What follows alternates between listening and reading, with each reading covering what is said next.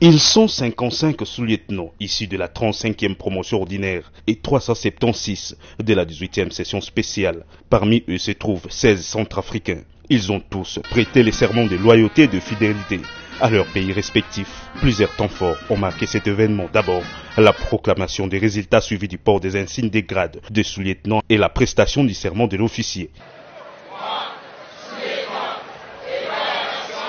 Le président de la République, commandant suprême des forces armées, je jure fidélité à la République démocratique du Congo, obéissance à la Constitution et aux lois de la République, de défendre la patrie avec honneur, dignité et discipline jusqu'au sacrifice suprême. Je prends acte de votre prestation de serment en qualité d'officier des forces armées de la République démocratique du Congo. Mes très sincères félicitations. La prise d'armes marquant la clôture de la session de formation et de l'année académique a été présidée par Jean-Pierre Bemba Gombo, vice-premier ministre, ministre de la Défense nationale et des anciens combattants, en présence du général d'armée Thioué Songesa Christian, chef d'état-major général de FARDC. À cette occasion, Jean-Pierre Bemba a souligné l'importance accordée par les gouvernements à la formation militaire et à la professionnalisation de l'armée. Il les a exhortés à contribuer efficacement à la pacification du pays confronté aux nombreux défis. Avant de m'étendre sur le bien fondé de l'événement de ce jour, il me semble opportun de rappeler que les FARDC sont une armée professionnelle et qu'il en va sans dire que la formation est le premier pilier, qui puisse être celle des officiers. Ne dit-on pas que la grandeur d'une nation dépend de la qualité de ses officiers? C'est donc un moment historique dans la vie d'une armée. C'est un symbolique.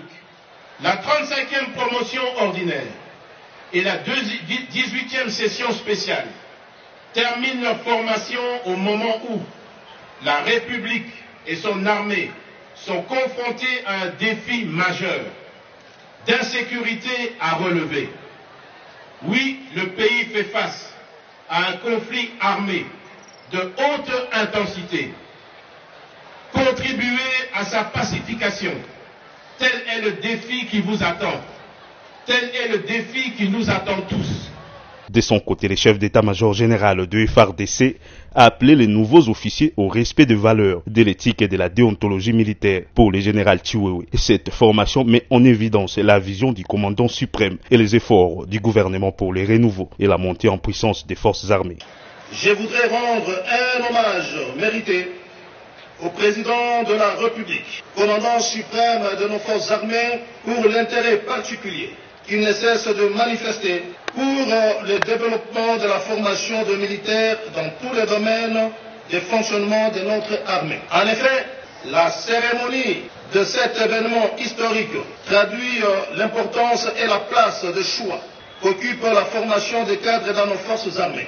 Elle met en évidence la vision politique de son Excellence, Monsieur le Président de la République, qui élève au rang de priorité la formation des futurs cadres et la culture de l'excellence dans les écoles militaires respectives. Chers lauréats, aujourd'hui que vous avez fini votre formation pour amorcer la carrière militaire, vous devez vous débarrasser de toute compromission et surtout de toute lâcheté pour pouvoir conduire les hommes sous le feu, autant que dans toute autre circonstance, et résister jusqu'au sacrifice suprême.